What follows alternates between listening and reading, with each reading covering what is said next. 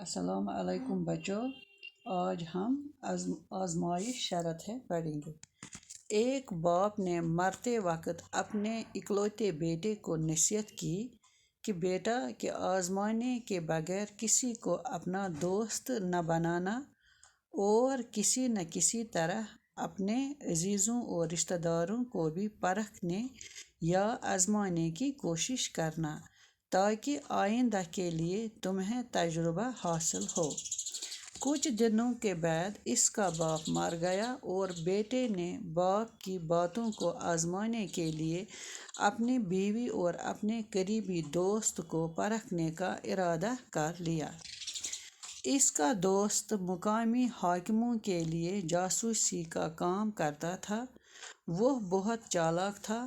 وہ اس نوجوان کے گھر بھی آیا جایا کرتا تھا اور اس کی بیوی کو بابی کہہ کر پکارتا تھا۔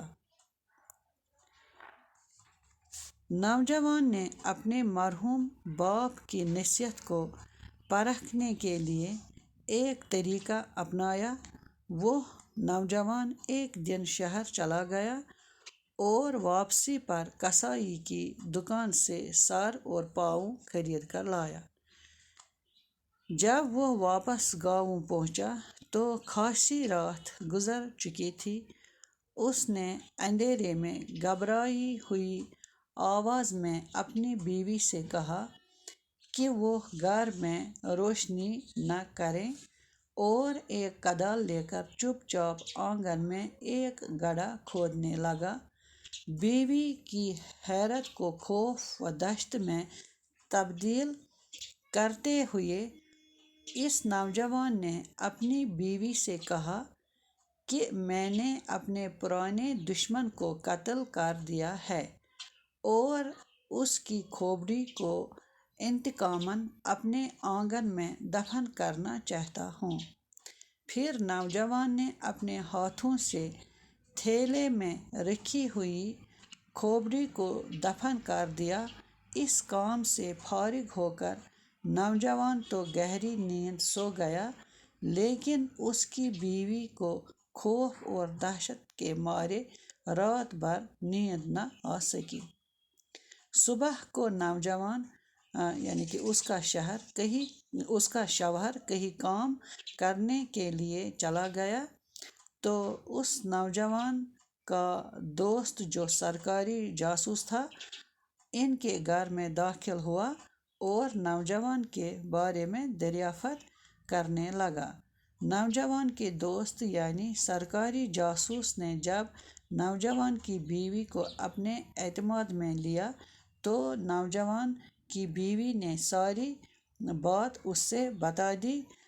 نوجوان کے دوست جو سرکاری جاسوس تھا اس نے سوچا یہ قتل شہر میں کچھ دن پہلے ہوئے قتل سے میل کھا رہا تھا۔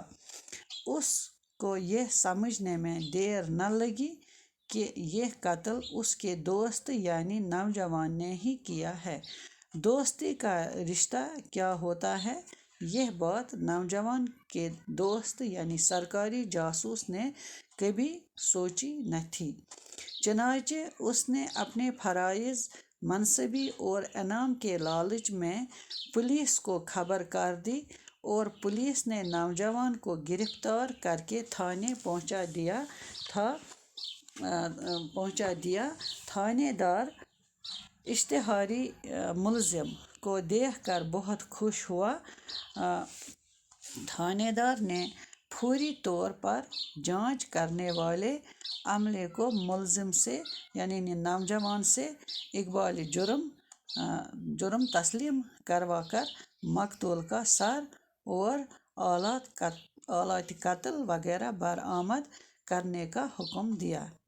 یہ سن کر نوجوان نے تھانے دار سے کہا کہ آپ میرے ساتھ میرے گھر لے چلیے، میں مقتول کا سر اور آلات قتل دونوں کی نشاندہی کروں گا۔ تھانے دار نوجوان کو ساتھ لے کر اس کے گھر پہنچا تو نوجوان کی نشاندہی پر گڑھے میں سے وہ تھیلا برآمد کیا گیا جس میں سر اور پاؤں رکھے ہوئے تھے۔ نوجوان نے تھانے دار سے مخاطب ہو کر کہا کہ حضور، مقتول کا سر تو آپ نے ملاحظہ فرما لیا، اب آلات قتل باقی ہے۔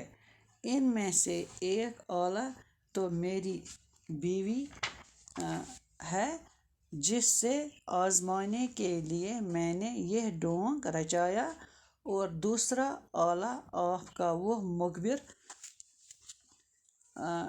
مخبر ہے جس سے آزمائے بغیر میں نے دوست بنایا تھا۔ اب تھانے دار سمجھ گیا کہ یہ سارا واقعہ محض آزمائش کا تھا۔